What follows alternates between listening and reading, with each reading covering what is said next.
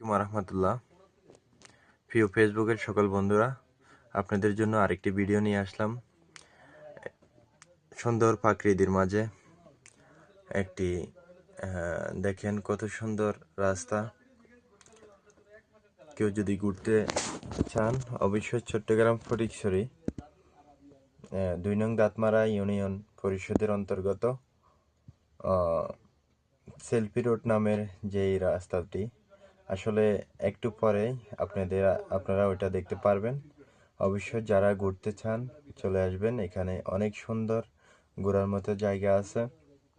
তো আপনি চাইলে এখান থেকে সেলফি রোড, হালদা চা বাগান, নেপসুন চা বাগান, রামগড় চা বাগান সব জায়গাতে যেতে পারবেন।